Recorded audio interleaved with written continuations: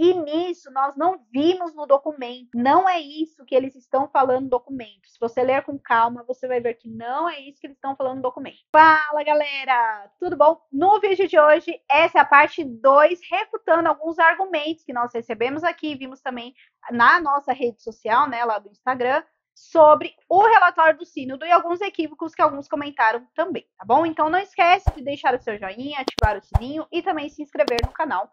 E os comentários, faça com muito amor, respeito, misericórdia e compaixão com o próximo. Bora lá?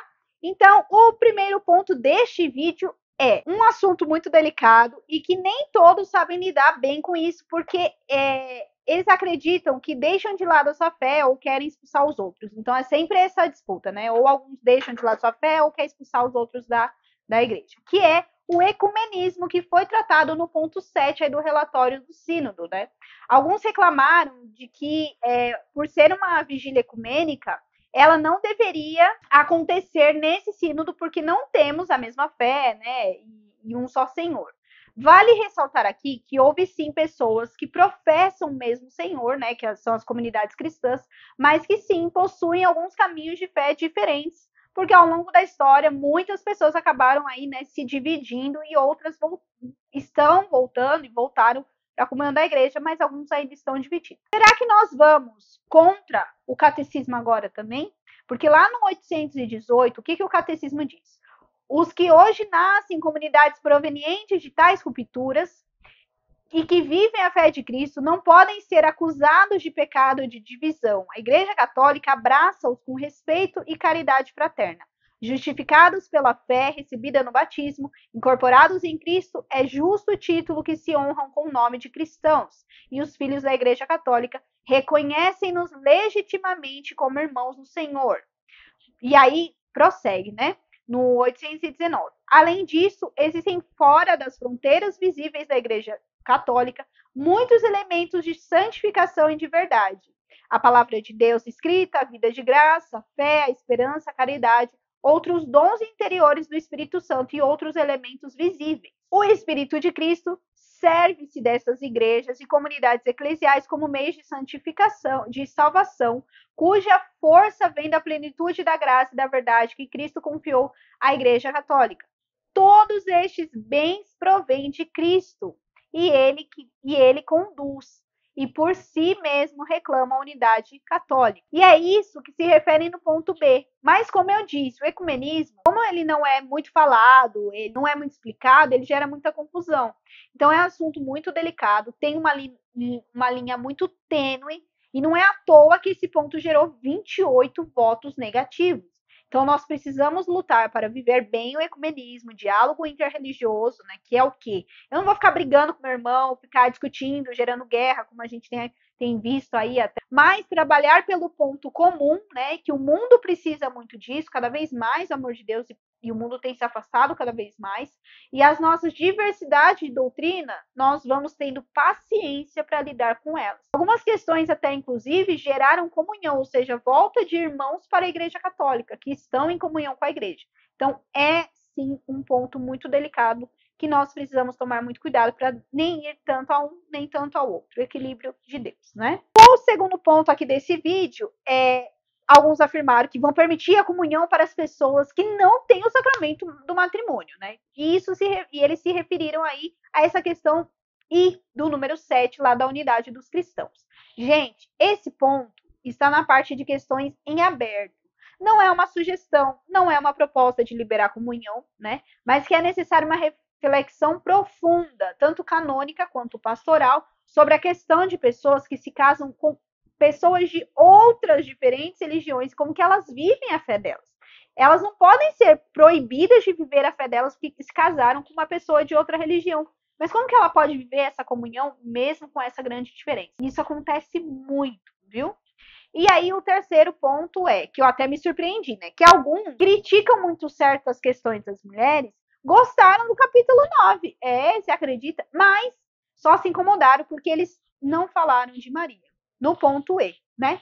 Mas nem comentaram sobre o ponto J e o N, que tratam sobre as questões sobre as mulheres ao ministério diaconal, sendo em que um deles é uma questão em aberto e o outro como uma proposta para continuar estudando sobre isso e trazer para a próxima sessão. O que nós falamos aqui no canal já faz um tempo, que eles não debateriam essa questão agora. Vocês lembram que a gente falou isso aqui? Pois é, eles não debateram isso, né? Eles estão só apenas estudando para ver essa questão e que isso não passe, porque as mulheres não precisam disso. Já falei isso em outro vídeo, né? Um outro ponto também que falaram aí, que é o ponto Q, isso foi uma proposta da Assembleia, tá bom? Também teve um número considerável de votações negativas, porque trata da linguagem dos textos e documentos litúrgicos para considerar igualmente homens e mulheres e a inclusão de conjuntos de palavras, imagens e histórias que se inspiram com maior vitalidade à experiência feminina.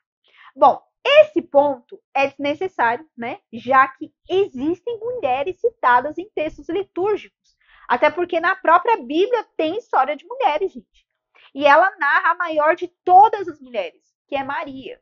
Então, eu achei sim esse ponto desnecessário em relação à linguagem. Não concordo com isso. Inclusive, até na ladainha que nós cantamos na liturgia, tem inúmeras santas ali, assim como santos também. Então, esse negócio de mulher, de homem, não tem distinção dentro da igreja e alguns acabam se utilizando aí disso para ficar inventando coisa dentro da igreja. O outro ponto aqui também é que alguns comentaram que o ponto R, ainda no capítulo 9, que propõe a formação adequada para mulheres serem juízas em julgamentos canônicos, no direito canônico não há determinação se é homens ou mulheres. Mas eu encontrei aí, né, um caso no Ceará de uma leiga que se tornou juíza no Tribunal Eclesiástico e está lá desde 2018. Eu vou deixar o link aqui para você verificar isso também, tá bom? E aí, em algumas dioceses, essa informação de que o leigo pode ser homem ou mulher como vigário judicial, tá bom? Então, eu deixei aqui os links também. Quando encontrar um bom canonista, alguém que fale sobre esse assunto, eu compartilho aqui sobre isso também, tá bom? Outro ponto aí também que falaram foi sobre o estudo do diácono permanente e o processo do sacerdócio que se abriria aí, né, as portas. Então, todo esse estudo, eles acreditam que abriria as portas para o diaconato feminino, porque não estaria dentro do processo do sacerdócio. Bom, vale a pena ressaltar aqui que sim, em ambos os pontos, o H e o I, que tratam dessa questão, e também aí, como se fosse uma brecha para liberar para as mulheres. Pode ser, gente, mas assim, isso é uma proposta de reflexão. E olha só que interessante o ponto H. Até que teve muitos poucos votos negativos, né? Já o I, ele não teve um número considerável de ponto negativo. Lembrando, eles podem propor o que eles quiserem. Se o Papa vai aprovar ou não, é outros 500, né? Tentaram no Sínodo da Amazônia, tentaram em outros sínodos e não deu certo, né?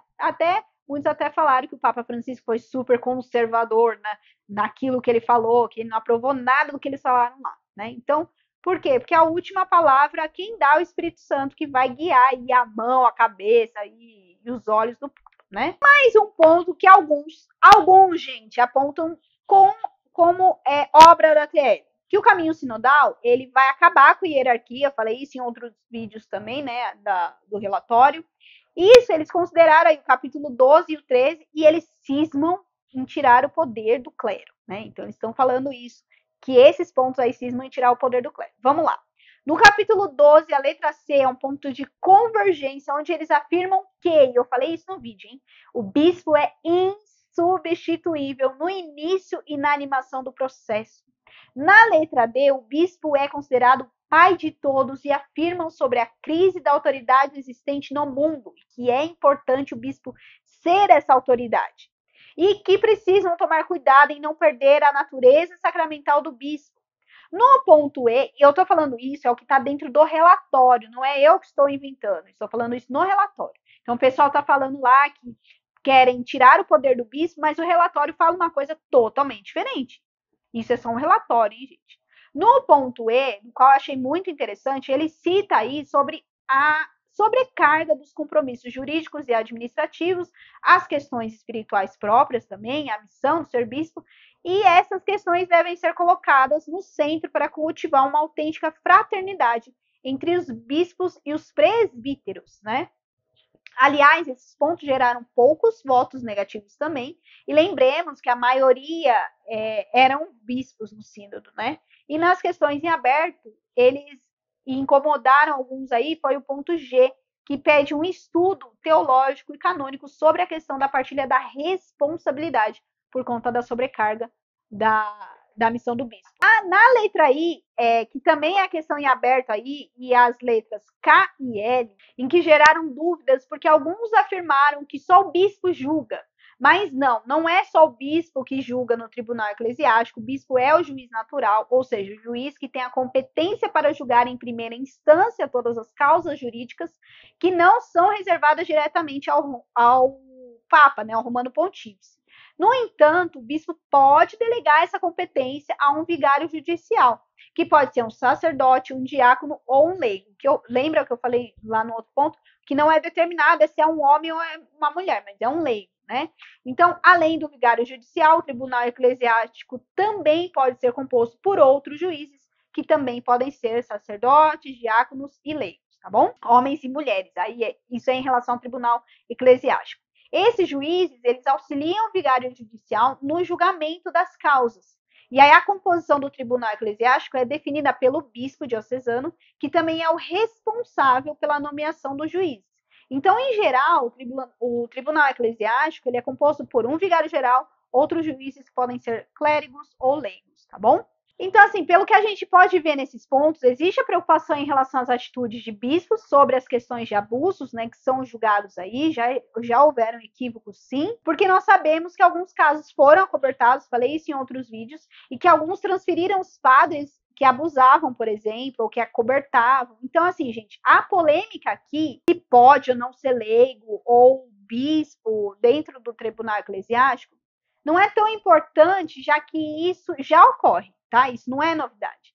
Mas sim como fazer tudo para deixar mais transparente e mais justo e mais certo questões de juízos, principalmente nessas questões tão graves aí, né? Aí um outro ponto também, abre aspas, né? Ai, mas tudo querem deixar ser sinodal. Qual o problema, gente? A messe, gente, é grande, né? E os nossos sacerdotes e bispos, eles precisam de ajuda. Não é só a responsabilidade deles, não. Nessa daí, nós estamos deixando tudo nas costas dos padres e dos bispos e a gente não faz a nossa missão. Caminhar junto com as nossas autoridades, eles que sofrem ainda mais com a missão. Há padres que têm trocentas comunidades e padres que já deixaram seu depoimento em um dos nossos vídeos, sofrem muito. E se não fosse pela ajuda dos leigos, eles não dariam conta. E não é porque falta padre, só porque falta padre ou porque falta seminarista. É porque a messe é muito grande. Então, qual o problema de ser sinodal se o ser sinodal está dentro desde a igreja primitiva? Isso não é de hoje, né? Já é de muitos, muitos tempos. E aí, um outro ponto também, né? A autoridade é só da palavra de Deus. A gente virou protestante agora? Gente, no texto está que deve inspirar e auxiliar na tomada de decisão. Mas todo documento a gente encontra referência ao magistério da igreja, à tradição da igreja. Aliás, lá no capítulo 15 do relatório, na letra C, é uma questão de convergência também. Ela afirma sobre o discernimento eclesial, é necessário integrar a luz da palavra de Deus e o magistério. E na introdução, no sexto parágrafo, logo no início do sexto parágrafo, abre aspas, todo caminho enraizado na tradição da igreja realiza-se à luz do magistério conciliar, lá do Concílio Vaticano II. Essa é a tradição da igreja, você aceitando ou não. Então, gente, nós vemos isso ao longo do documento, tá? Várias citações de documentos ali da igreja. Então, aliás, convenhamos, né? Eles estão respeitando mais o magistério, a tradição e a palavra de Deus do que muitos que acusam o Papa Francisco, por exemplo, né? É provável que o Papa aprove. Falaram isso no Sínodo da Amazônia também. E o que o Papa fez? Não aprovou nada o que eles pediram. Aliás, nem fez menções a alguns pontos lá do relatório. E eu vou deixar um vídeo aqui muito bom sobre esse Sínodo no comentário fixado. Aí uma outra frase, né? Nós devemos nos preocupar sim. Não ouça as pessoas que querem amenizar tudo. Gente, se for para você ficar com crise de ansiedade e ainda por cima parado, sem fazer nada, ou se for para fazer por causa de uma eminente crise, não precisa se preocupar mesmo. A sua preocupação precisa ser mais ativa para buscar a sua conversão e auxiliar na missão da igreja. Não é só para combater a teologia da libertação, não, porque não existe só a teologia da libertação como problema na igreja. E aí vamos para os últimos pontos. Tem outros, né? Mas esses foram os que a gente separou aqui nesses 2 vídeos. A participação dos leigos, para quê? Eles não podem ajudar nas decisões. Eu já falei aqui em vários outros vídeos e nós precisamos aprender a lidar com a nossa vocação, fora e dentro da igreja. Nós somos importantes fora e dentro da igreja. Nós somos importantes em certos serviços, em decisões, em caminhar juntos, né? Não quer dizer que nós vamos anular o outro em nenhuma autoridade, quer dizer que nós vamos auxiliar, mas caminhar com o outro no mesmo sentido que é Jesus, sem tirar a função do outro. E nisso nós não vimos no documento. O documento não fala que leigo tira o poder do Papa, do bispo. Não é isso que eles estão falando no documento. Se você ler com calma, você vai ver que não é isso que eles estão falando no documento. E aí o último ponto, né? Alguns depois do sínodo, da carta e do relatório, abrandaram seus discursos. Sim, inclusive teve comentários, né, aqui no canal de pessoas que deram uma baixada de bola nos discursos e ainda disseram: fiquem tranquilos, a igreja não vai acabar, a situação não está fácil, mas Jesus está no barco. Claro, primeiro, eu crio todo o Apocalipse, eu gero dúvidas no coração das pessoas, sobretudo relacionado ao sínodo, e agora eu digo para se acalmar. Gente, a vida de um cristão e da igreja nunca foi fácil. Jesus nunca prometeu que seria fácil. Ele falou para nós tomarmos a cruz, e a cruz dói, a cruz é pesada. Então, com isso, eu quero finalizar aqui trazendo a minha visão sobre o sínodo de forma muito resumida, porque eu já fui dividindo aí, né, nesses vídeos. O sínodo, gente, não trouxe nada apocalíptico. Nada. Você pode achar que trouxe, mas a realidade, a verdade, não trouxe. Nem mesmo em relação às dúvidas que soltaram lá no início do sínodo. Aliás, a gente vê uma preocupação em deixar Jesus ser o centro, em buscar a cumprir a missão da Igreja Católica, segundo Cristo, né? Segundo aquilo que Cristo nos falou, que veio por meio da tradição, por meio do magistério da Igreja. Uma igreja que tem problema, sim, tá? É isso que o sínodo fala, é isso que o relatório fala. Tem problema, sim. Muitos foram citados no documento, mas uma igreja que está se sentando e tentando resolver, voltar mais ativa dentro e fora da igreja, principalmente depois de todo o pavor da pandemia que a gente teve. E quem tem medo de dialogar é porque não acredita que quem manda é Jesus e não quer resolver nada. Quer ser apenas um combatente que ataca, atira. Sabe aquele cão que late e não morde, que não faz nada? É isso que muitos estão sendo. Pior, né? São os nossos próprios familiares da fé. As questões que nós precisamos ser melhores, estudantes, esclarecidas. Nós precisamos ser mais assim. Por isso tem partes de questões em aberto. O próprio documento ressalta isso. Não tem nada fechado. E mesmo que feche um relatório, quem vai dar a última palavra final humana é o Papa Francisco. Mas quem manda na igreja é Deus. Então, gente, eu tentei trazer todos os pontos sobre o sínodo da forma mais clara possível em todos esses vídeos. Alguns assuntos são mais simples do que entender do que outros, né? Então, aproveito aqui para fazer um alerta para você. Quando você ver qualquer pessoa lendo ou falando deste documento, ou do sínodo, ou qualquer outro documento da Igreja Católica, tenha esses documentos em mãos. Compare o que a pessoa está falando com aquilo que você está lendo, ou com aquilo que a igreja fala em outros documentos, tá? Eu tenho feito isso desde o Sínodo da Amazônia. Eu tenho feito isso todos os dias quando eu me deparo com algumas informações. E o quanto eu aprendi a alicerçar minha fé no magistério da igreja, na tradição da igreja, na palavra de Deus. Quando a gente faz isso, a gente não cai numa caricatura, ou seja, numa deformação no magistério da palavra e da tradição. O sínodo, gente, não é brincadeira, não. O sínodo é algo muito sério. Assim como é algo sério demais servir em uma paróquia e seguir qualquer vocação que Deus te deu. A igreja merece a nossa atenção, o nosso cuidado, a nossa dedicação, porque ela é o caminho dado por Deus para nós alcançarmos a plenitude. Eu vou deixar todos os documentos que eu usei no comentário fixado, alguns que eu citei aqui também nesses pontos, tá bom? Para que você possa ler, para que você possa estudar. Não tome tudo aqui como verdade. Compare o que eu estou falando com o documento, claro, se você tiver tempo com isso, tá bom? E principalmente a parte mais te intrigou, a que mais te incomodou, porque eu já falei demais, né? Falei durante esses dias todos aí. Então, eu espero que você tenha gostado desse vídeo. Se você gostou desse vídeo, dessa série, deixa o seu joinha aqui, deixa os seus comentários também. Faça isso com muito amor, respeito, misericórdia e compaixão com o próximo, que a gente lê. A gente pode demorar para responder, mas a gente lê.